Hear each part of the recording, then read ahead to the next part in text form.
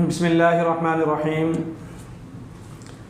تعمیر ذات کے حوالے سے ہم اس چینل سے بات چیت کرتے ہیں۔ ابھی رمضان المبارک کے اندر ہم نے روزہ کی تعمیر ذات میں اہمیت پر گفتگو کی تھی۔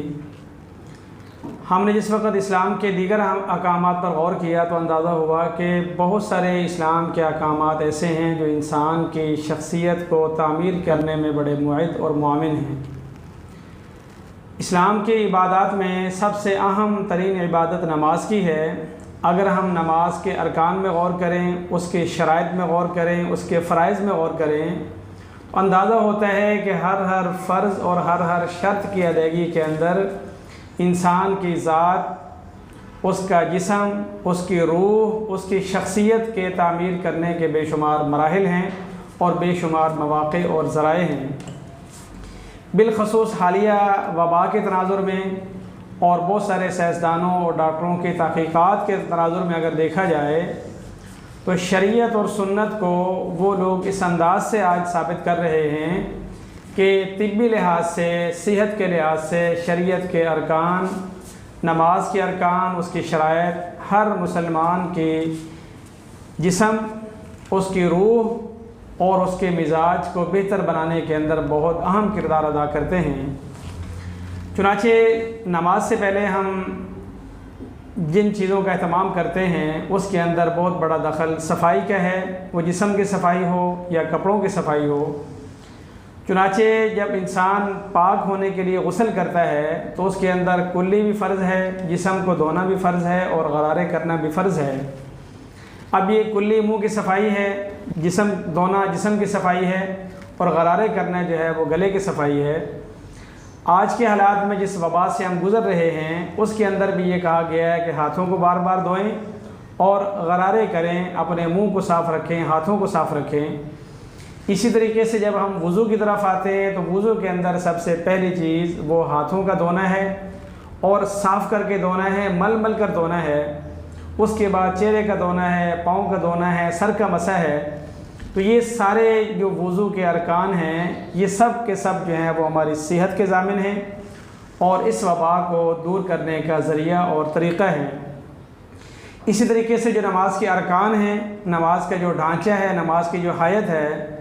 اس کے اندر قیام ہے تو قیام کے اندر جس انداز سے مسلمان کھڑا ہوتا ہے، یعنی ہاتھ باندھ کے کھڑا ہوتا ہے، پھر رکوع میں جھکتا ہے، پھر سر اوپر اٹھاتا ہے، پھر سجدے میں جاتا ہے، تو یہ انسان کے جسم کی صحت کی ضمانت ہے۔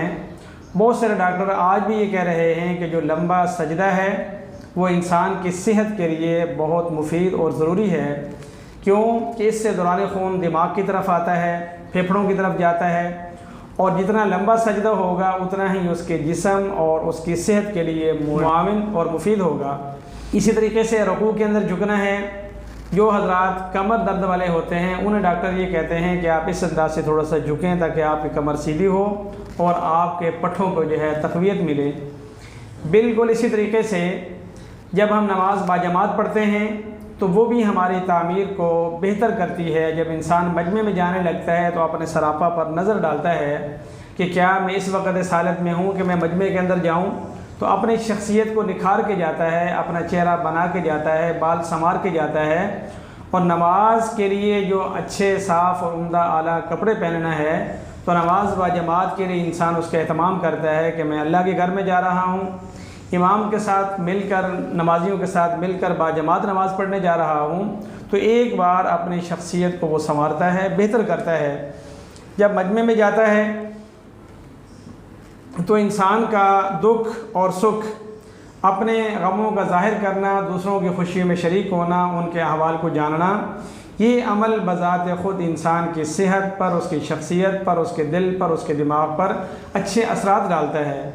ہر انسان کچھ وقت تفریح چاہتا ہے جس میں وہ چاہتا ہے کہ وہ کاموں سے فارغ ہو کر مجمع میں جائے، لوگوں سے ملے، احوال بتائے، احوال جانے۔ تو مسجد کا یہ ماحول اور مسجد کی یہ جماعت یہ اس کا سب سے بہترین اور اچھا ذریعہ ہے۔ اور اسلام نے یہ ایک وقت نہیں بلکہ دن میں 5 بار رکھا ہے کہ انسان گھر سے نکلے، لوگوں میں گھلے ملے، جا کر ان کو دیکھے، ان سے ملے، احوال بتائے، احوال جانے۔ ہم جانتے ہیں کہ بہت بار ایسا ہوتا ہے کہ انسان اگر مسجد با جماعت نماز پڑھنے نہ جا رہا ہو تو بس اوقات محلے کے نمازی گھر پہ آ جاتے ہیں یہ جاننے اور پوچھنے کے لیے کہ آپ نماز میں نہیں آ رہے، تو ایسے میں کبھی نماز پابندی سے پڑھنے والا جب نہ آ رہا ہو تو پتہ چلتا ہے کہ وہ بیمار تھا، اس کے گھر میں تکلیف تھی، اس کے اہل خانہ بیمار تھے، اور اسی طریقے سے لوگوں کے احوال جان کر اس کا اندازہ ہوتا ہے کہ فلاں دکھ میں ہے، غم میں ہے، تکلیف میں ہے، لوگ اس کی تیمارداری کرتے ہیں، اس کا تعاون کرتے ہیں۔ اور اسی طرح اگر کوئی خوشی کی بات ہوتی ہے تو وہ شعر ہوتی ہے، تو ہم شام کو نماز پڑھ کے گھر خوشی لے کر آتے ہیں، خوشی کی خبر لے کر آتے ہیں، اور اگر جان پہچان کے اندر کسی کے یہاں کوئی دکھ سکھ ہوتا ہے تو ان کے دکھ مٹاتے ہیں، غموں میں شریک ہوتے ہیں، اور ان کے ساتھ ہم ہمدردی کا اظہار کرتے ہیں۔ اس لحاظ سے اگر دیکھا جائے تو نماز کے ارکان، نماز کی شرائط، نماز باجماعت اور اسی طریقے سے نماز باجماعت کا اہتمام، یہ ہماری شخصیت کو تعمیر کرنے میں، ہماری ذات کو تعمیر کے اندر بہت اہم کردار ادا کرتا ہے، بالخصوص جب اللہ تعالیٰ نے فرمایا کہ ان الصلاۃ تنہی عن الفحشاء والمنکر، کہ بے شک نماز روکتی ہے فحشاء بے حیائی سے، والمنکر اور بری باتوں سے۔ تو تعمیر ذات کے اندر جس طرح مثبت پہلو ہیں اسی طریقے سے منفی پہلو بھی ہیں، اور ہم اس مثال کو یوں سمجھ سکتے ہیں کہ جس طرح ذات کی تعمیر ہے اسی طرح عمارت کی تعمیر ہوتی ہے، گھر کی تعمیر ہوتی ہے۔ تو گھر کی تعمیر میں کچھ چیزوں کو پانے کا لحاظ رکھا جاتا ہے اور کچھ چیزوں سے بچنے کا لحاظ رکھا جاتا ہے،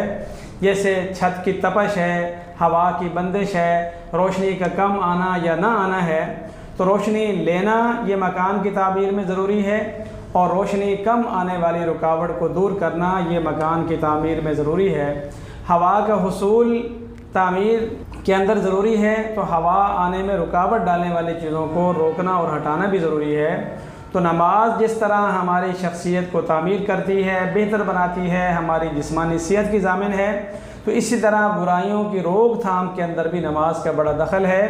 کیونکہ یہ وہ ذات فرما رہی ہے کہ جس نے ہمیں پیدا کیا اور ہمارے ذمہ نماز لازم کی۔ تو جو شخص نماز پڑھنے آتا ہے اس کو یہ احساس ہوتا ہے کہ میں نماز پڑھتا ہوں، تو کبھی وہ بری جگہ پر نہیں رکتا، بری سوسائٹی میں نہیں رہتا، ایسے مجمع میں شامل نہیں ہوتا، کبھی وہ سینما کا رخ نہیں کرتا۔ وہ سوچتا ہے کہ لوگ مجھے جانتے ہیں میں باجماعت نماز پڑھتا ہوں، تو اب میں باجماعت نماز پڑھنے والا سینما کے دروازے پہ کیسے کھڑا ہو جاؤں؟ اگر کسی جگہ خدا نخواستہ کوئی فلم یا کوئی ایسی چیز دیکھی جا رہی ہو تو مسجد جانے والا وہاں نہیں رکتا، بلکہ 4 قدم فاصلے سے گزرتا ہے کہ لوگ مجھے جانتے ہیں کہ میں مسجد کا نمازی ہوں، لہذا ایسی جگہ میں کیسے کھڑا ہو جاؤں۔ اسی طرح اگر اس کے ساتھ کوئی غلط گفتگو کرتا ہے تو اس کی نماز اور اس کا احساس اس کو روکتا ہے کہ میں تو نماز پڑھنے والا ہوں، 5 وقت باجماعت مسجد میں جانے والا ہوں، اب میں اپنی زبان سے گالم گلوچ یا بری بات کیسے زبان سے نکالوں۔ تو اس لحاظ سے اگر دیکھا جائے تو ہماری جس قدر نماز اچھی ہوگی، اہتمام والی ہوگی، پابندی والی ہوگی، باجماعت کے اہتمام والی ہوگی، تو اسی قدر ہماری شخصیت کو تعمیر کرنے کے اندر وہ بہت زیادہ ممد اور معاون ثابت ہوگی۔ اور جیسے جیسے ہم اپنی نماز کے اندر سستی یا غفلت کی کاری کریں گے تو ہو سکتا ہے کہ اس کا اثر ہماری شخصیت کی تعمیر میں پڑے اور ہماری شخصیت ویسی نہ نکھر پائے جیسے نکھرنی چاہیے۔ حضرت فاروق اعظم رضی اللہ عنہ کے حوالے سے بتایا جاتا ہے کہ آپ جس وقت کسی کو کسی علاقے کا ذمہ دار مقرر کرتے تھے، کسی علاقے کا والی اور گورنر مقرر کرتے تھے، تو چند دن اس کی نماز کی آمد و رفت پر نظر رکھتے تھے کہ نماز میں آتا کب ہے، جاتا کب ہے، آتا ہے تو کیسی نماز پڑھتا ہے، کس طرح کی نماز پڑھتا ہے۔ آپ کا فرمان ہے کہ جو اللہ سے ڈرے گا، اللہ کے کاموں میں مخلص ہوگا، وہ بندوں کے حق میں بھی مخلص ہوگا، اور جس کے دل میں اللہ کا خوف نہیں ہوگا تو وہ بندے کے حقوق ادا کرنے کے اندر بھی وہ اتنا ہی قائل اور سست ہوگا۔ اس وجہ سے اگر ہم یہ چاہتے ہیں کہ ہماری شخصیت اچھی تعمیر ہو تو ہمیں اسی قدر جو ہے وہ نماز کے اہتمام کرنا ہوگا، نماز کے ارکان کو اچھے انداز سے ادا کرنا ہوگا، نماز کی شرائط کو اچھے انداز سے فالو اپ کرنا ہوگا، اور اتنا ہی نماز باجماعت کا اہتمام کرنا ہوگا۔ تو جیسی جیسی ہماری نماز بہتر ہوتی چلی جائے گی ویسی ویسی ہماری شخصیت تعمیر ہوتی چلی جائے گی اور نکھرتی چلی جائے گی، اور جس قدر ہم نماز سے اپنے آپ کو ہٹائیں گے، نماز سے دور کرتے چلے جائیں گے، تو ویسے ویسے ہماری شخصیت اچھی تعمیر کے راستے میں چلتی چلتی پیچھے ہٹتی چلی جائے گی۔ ایک وقت ایسا بھی آ سکتا ہے کہ ہمارے اعضاء سے، جوارے سے، گفتگو سے اندازہ ہو رہا ہوگا کہ یہ بے نمازی ہے، اور نماز باجماعت پڑھنے کے لیے، پابندی سے نماز پڑھنے کے لیے جب ہم 5 بار اس سے زائد بار چہرے کو دھوتے ہیں تو تو جہاں چہرے کے گناہ دھلتے ہیں وہیں چہرے پر چمک آتی ہے، نور آتا ہے، اور یہی چمک اور نور کل قیامت کے دن ہمیں پیغمبر کے سامنے پیغمبر کے امتی ہونے کی علامت بنے گا، نشانی بنے گا۔ اسی طریقے سے جس قدر ہم سجدہ کرتے ہیں، اللہ کے سامنے جھکتے ہیں، تو ہمارے ماتھے اور پیشانی پر اللہ کا نور آتا ہے۔ اسی طرح جس قدر ہم صفائی اور ستھرائی کے اہتمام کے ساتھ نماز پڑھتے ہیں تو ہمارا جسم صاف ہوتا ہے، پاک ہوتا ہے، ستھرا ہوتا ہے، اجلا ہوتا ہے، نکھرتا ہے۔ اور جس قدر ہم نماز کے ارکان کو خشوع اور خضوع کے ساتھ ادا کرتے ہیں تو اسی قدر ہمارے جسم جو ہے وہ توانا ہوتا ہے، پٹھے مضبوط ہوتے ہیں، اور جو ایک جسمانی ورزش کی ویسے ضرورت ہے وہ ہماری نماز کے ضمن میں ویسے ادا ہو جاتی ہے۔ اسی کی یہ ظاہری وجہ ہے کہ آج پوری دنیا کرونا وبا کی لپیٹ میں ہے، تو جہاں کرونا کا زیادہ اثر ہے وہاں وہ لوگ یہ فرق جان رہے ہیں کہ جو مسلم آبادی والے علاقے ہیں، مسلم آبادی کے اندر باجماعت نماز پڑھنے والے افراد ہیں، مسجدوں کو آباد کرنے والے افراد ہیں، تو قدرتی طور پر اس وبا کا اثر اور اس بیماری کا اثر ان لوگوں کے اوپر کم ہے۔ ہم نے چین میں دیکھا کہ چین کی اعلیٰ قیادت جو ہے وہ مسلمانوں کو نہیں مانتی، لیکن اس وبا کے اندر اللہ کے گھر میں جا کر مسلمانوں کو السلام علیکم کے ساتھ سلام بھی پیش کرتے ہیں اور ان سے دعا کا بھی کہتے ہیں۔ اسی طرح دیگر غیر مسلم ممالک نے بھی اپنے ہاں دیکھا ہے کہ مسلم اکثریتی آبادی والے علاقے اس وبا سے محفوظ ہیں، اور یہ سراسر جو ہے وہ نماز کی ادائیگی کا، اس کے ارکان کو اپنانے کا اثر ہے۔ یہاں تک ہم اپنے دشمن پڑوسی ملک میں دیکھتے ہیں تو وہاں پر بھی جو مسلمان ہیں، نماز پڑھنے والے ہیں، نماز باجماعت کا اہتمام کرنے والے ہیں، ان کی شخصیت بھی بہتر ہے، ان کی حیثیت بھی بہتر ہے، ان کی صحت بھی بہتر ہے، اور وہ بڑی بشاشت کے ساتھ، بڑی خندہ پیشانی کے ساتھ غیر مسلموں کے ساتھ تعاون بھی کر رہے ہیں، ان کی تیمارداری بھی کر رہے ہیں، اور اس تیمارداری کی وجہ سے ان کے صحت پر وبا کا کوئی اثر نہیں ہے۔ اسی طریقے سے اس کرونا وبا کے پورے عرصے کے اندر آج تک الحمدللہ کسی مسجد سے کوئی کرونا کا کیس رپورٹ نہیں ہوا، کسی دینی ادارے سے کوئی ایسا مریض برآمد نہیں ہوا کہ جس کو ادارے میں رہتے ہوئے اس وبا کا اثر پڑا ہو، اور نہ ہی حرمین شریف کے اندر دنیا بھر سے آنے والے لوگوں یا وہاں رہنے والے لوگوں سے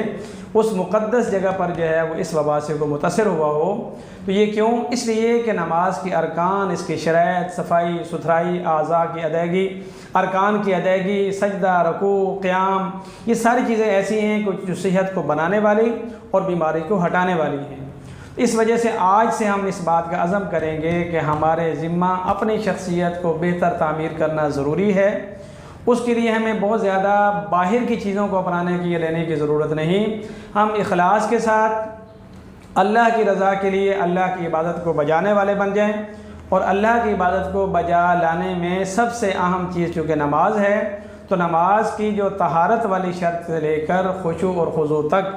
اگر ہم اس کو بہترین انداز سے اپنا لیتے ہیں، ادا کر لیتے ہیں، تو انشاءاللہ یہ ہماری صحت کے بھی ضامن ہوگی اور شخصیت کی تعمیر کی بھی ضامن ہوگی۔ اللہ رب العزت ہمیں صحیح معنوں میں